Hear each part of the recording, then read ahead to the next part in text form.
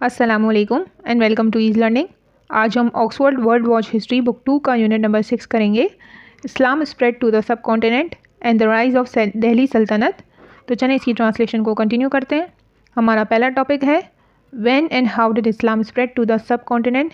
कब और कैसे इस्लाम फैला सब कॉन्टिनेंट में। बहुत सारे हिस्टोरियंस का ये मानना है कि इस्लाम सब कॉन्टिनेंट में आया 7वीं सेंचुरी में अरब मर्चेंट्स के ज़रिए जो ट्रैवल करते थे सी रूट के ज़रिए अरेबियन पेनिसुला से होते हुए सब कॉन्टिनेंट के दरमियान। और पहली मस्जिद बनाई गई 629 सेंचुरी में इंडियन स्टेट में केरला के। हमारा दूसरा टॉपिक है defending the eastern frontier of the Islamic empire. किस तरह ईस्टर्न बॉर्डर की हिफाजत की गई इस्लामिक एम्पायर के दौर में। पहली मिलिट्री इंगेजमेंट हुई सब कॉन्टिनेंट में अरब्स के थ्रू 7वीं सेंचुरी के मिड में, जब राशिदीन खिलाफत जो है वो चल रही थी। अरब के गवर्नर जिनका ताल्लुक बहरीन और ओमान से था, उन्होंने अपनी नेवल फोर्स भेजी थी ताकि इंडियन पायरेट से डील किया जा सके जो कि सी ट्रेड रूट के दौरान अरब्स को तंग करते थे, उन्हें थ्रेटन करते थे, उनकी चीज़ें अपने कब्जे में कर लेते थे जो लोग अरेबिया और सब कॉन्टिनेंट के दरमियान ट्रैवल करते थे। जहां आज ईरान, अफ़गानिस्तान और पाकिस्तान मौजूद है, वहां पहले पर्शियन लोग रूल करते थे। वहां पर सैसेनियन एम्पायर ने उन पर हमला किया था और उनकी हुकूमत का खात्मा कर दिया था। जब राजा रासिल जो कि मकामी रूलर थे, हुक्मरान थे सिंध के, उन्होंने इंडस रिवर के ईस्ट में कब्ज़ा कर लिया, तो उनकी डायरेक्ट लड़ाई किससे हो गई? राशिदीन खिलाफत से, जिसकी कमान किसके पास थी? उमर बिन खिताब के पास थी। 1643 सेंचुरी में उमर खलीफा ने अपनी मिलिट्री कमांडर को हुक्म दिया कि वो बसरा के साउथ से होते हुए इराक़ के ईस्ट की तरफ जाएं। यहाँ पर आप डायरेक्शन को थोड़ा समझ लें। अगर आपके बराबर में कोई खड़ा हुआ है तो आपकी जो राइट साइड है वो उसकी जो बिल्कुल बराबर में आपके खड़ा होगा उसकी लेफ़्ट साइड होगी, ठीक है। तो इसी तरह अगर आप ईस्ट की बात करते हो तो दूसरे कंट्री का वो क्या होगा? वेस्ट एरिया होगा। यानी बसरा के अगर वो साउथ में है, निचले हिस्से की तरफ है बसरा के, तो उसको पहले इराक़ के वेस्ट में जाना होगा, फिर उसके बाद इराक़ का ईस्ट एरिया आएगा, ताकि वो लोग सिक्योर कर सकें ईस्टर्न बॉर्डर्स को इस्लामिक एम्पायर के। किससे बचा सकें? हिंदू वार्ड लॉर्ड से, जिनकी जो है वो इतनी स्ट्रॉन्ग गवर्नमेंट नहीं थी सिंध के अंदर, उनसे उन्हें बचाना था। इसलिए उन्होंने मार्च करते हुए अपनी फ़ौज को भेजा था हज़रत उमर ने। जब अरब सिंध में दाखिल हुए 8वीं सेंचुरी के शुरुआत में, तो मुस्तकिल हमला होता रहा अरब पर और उनकी शिप्स पर। ये हमले वहाँ के मकामी हुक्मरान भी कर रहे थे और समंदर में जो मौजूद पायरेट्स हैं वो भी। उमायद के गवर्नर जिनका ताल्लुक़ इराक़ से था, उन्होंने पूरी कमांड अपने भतीजे जो 17 साल का था उसके हवाले कर दी। उसका नाम मोहम्मद बिन कासिम था।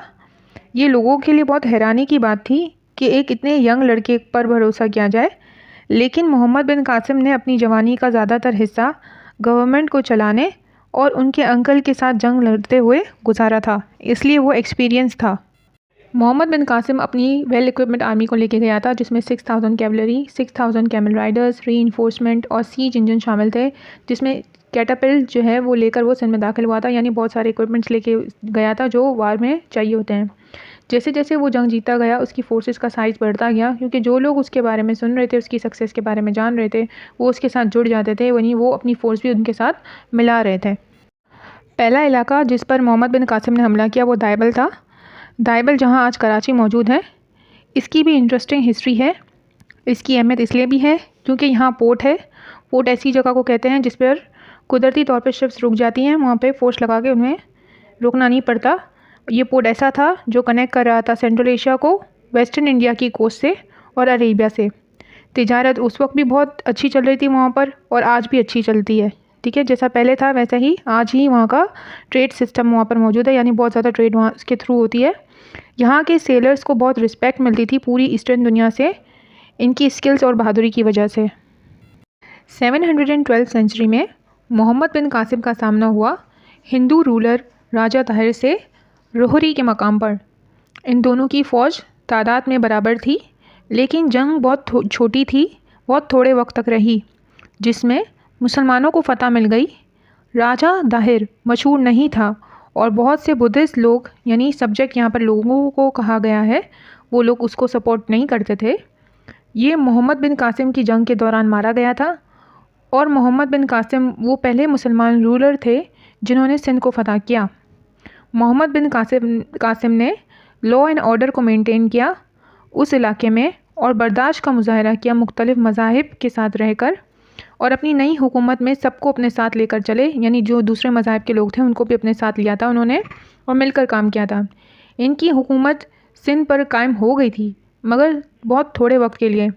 अरब आर्मी जिसको वो लेकर अपने साथ आए थे, जब वो यहाँ पे हमला करने के लिए आए थे, वो तादाद में बहुत थोड़े थे कंपैरेटिवली टू इंडियन आर्मी।